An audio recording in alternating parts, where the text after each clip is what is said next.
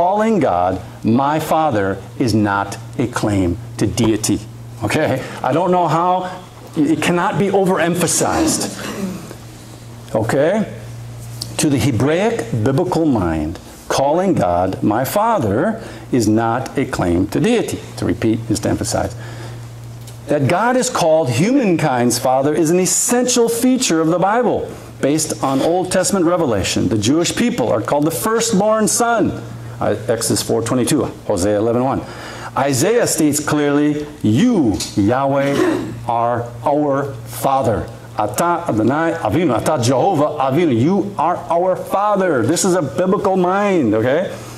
The fatherhood of God is likewise consistently expressed in the New Testament. Jesus speaks of your Father who is in heaven and instructs his disciples to pray, our Father in heaven.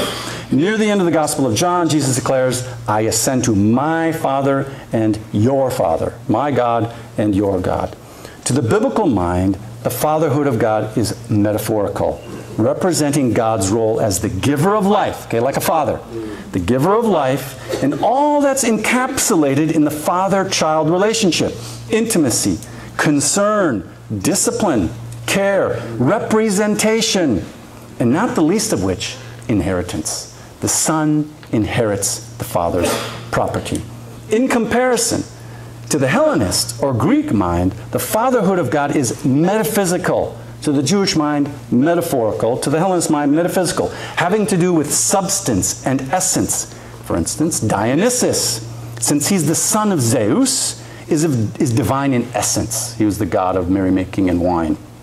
It was in this Hellenistic way that the church fathers of later centuries incorrectly interpreted the fatherhood of God in relation to Jesus.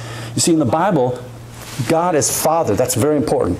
To mankind, he relates to us as a father. For the Hellenist mind and for the Trinitarian, when the Bible says God the Father, it's used to distinguish a relationship within the Trinity itself. In their mind, because I was one, in my mind, God the Father meant, that means he's not God the Son.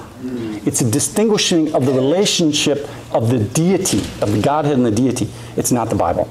The fatherhood of God in the Bible is God and humankind. There's no hypothetical relationship of one God to another or one person to another of a Godhead.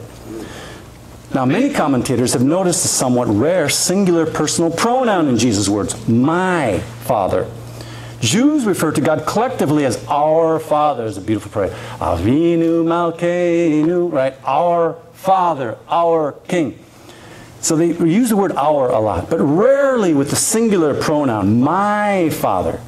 But is Jesus' use of the singular pronoun a reason for us to jump over into the Hellenistic realm of father-son relationship of essence? Is that a reason to do that? The answer is clearly no.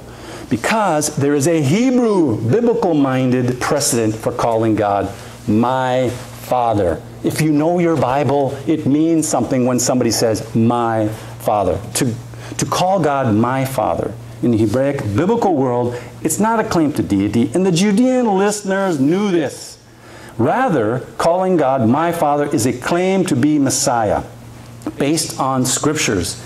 God promised to David in 2 Samuel 7:14 that David's descendants will be my son. I will be his father. In Psalm 2:7, Yahweh says of the Messiah, you are my son. Today I have begotten you. In Psalm 89:26, the Davidic king will call to Yahweh saying, you are my Father, my God. Okay? So this is the Messiah. This is messianic language. Jews knew, or they should have known, that the Messiah would call God my Father.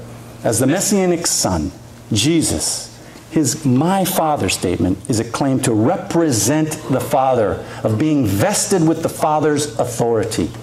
The antagonistic listener's claim is not, he claims to be God, blasphemy. Not to be overly disparaging, but that is an interpretation of John 5 that a Gentile Hellenist would come up with, being predisposed to interpret biblical language through a Hellenistic lens, or ignorant of what the fatherhood of God means in the Bible.